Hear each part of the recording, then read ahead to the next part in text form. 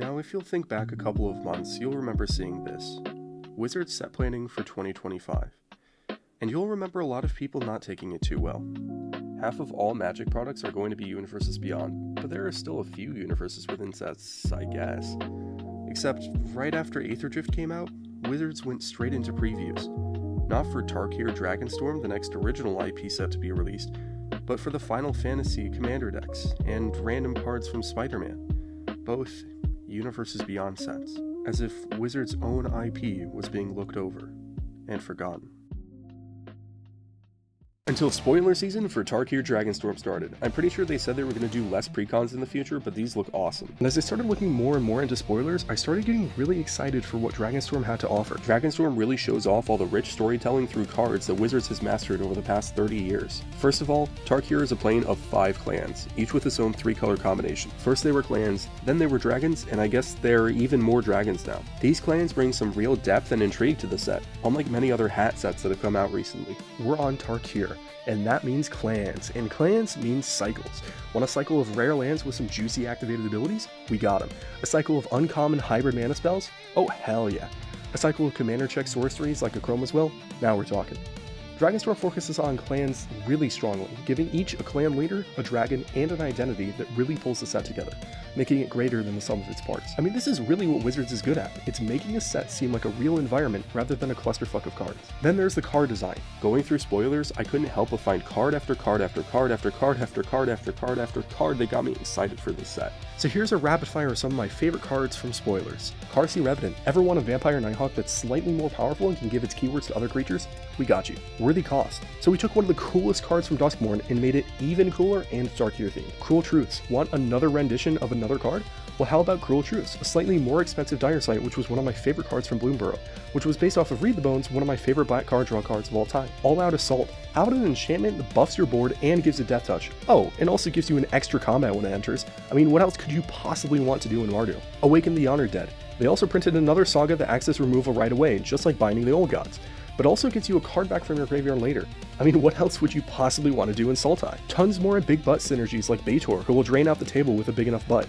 I mean, what else could you possibly want to do in life? Hollow Merc Siege, an enchantment that'll turn your counters into card draw. Or if you don't have a counter engine set up yet, it will just give you one. Your choice. Inevitable Defeat, an Anguish of the Making that can't be countered and turns the life loss around. How cool is that? Lasted Prowler, a big mill card that can also act as a huge buff card later, making it slot into both Abzan and Sultai decks. And Lionweight, a card that'll get stuff back from your graveyard while also acting as removal too. And of course I gotta talk about Stormscale Scion, who's pretty much the face of this set. I mean, it's a set called Dragonstorm and you printed a dragon with Storm. What else could I have asked for? But not only that, it is also literally called Stormscale Scion, as in Mark Rosewater's scale for identifying broken magic mechanics named after Storm, an infamously powerful keyword that, by the way, has only ever seen print on one other creature before. But not only that, even in context, the design of this card is awesome. It's a Storm payoff, so it'll work in Jeskai really well. It's a Dragon Lord, so it'll work well in Temur Dragons, and it'll make a bunch of big attackers, which Mardu loves. It works in every clan that its colors would put it in. For one card to be able to do all that, it's some really impressive card design.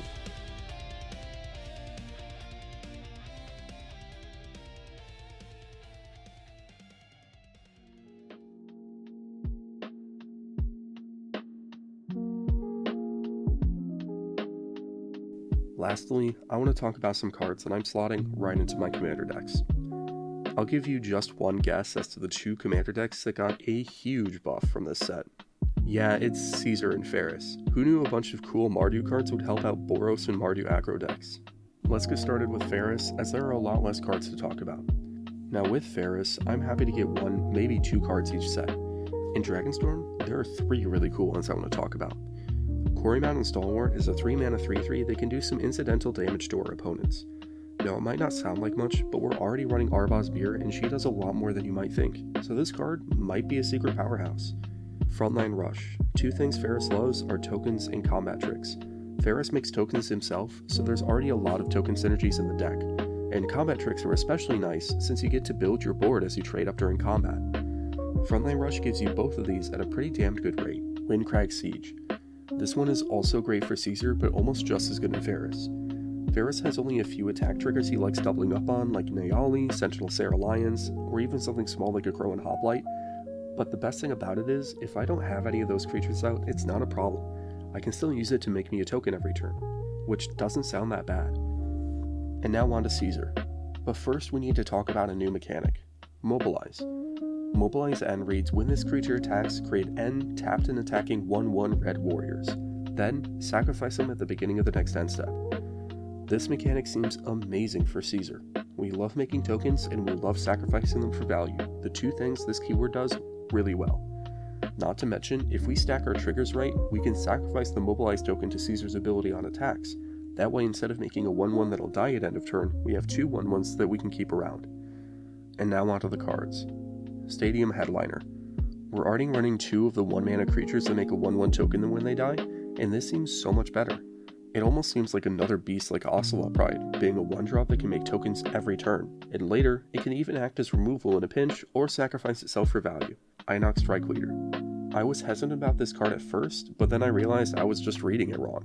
You don't need your commander to get these 1/1 goblins.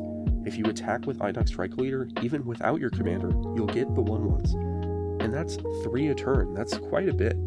Also, it can incidentally protect your board if you really need it to, or just sacrifice itself if you need some more aristocrat pings. Voice of Victory.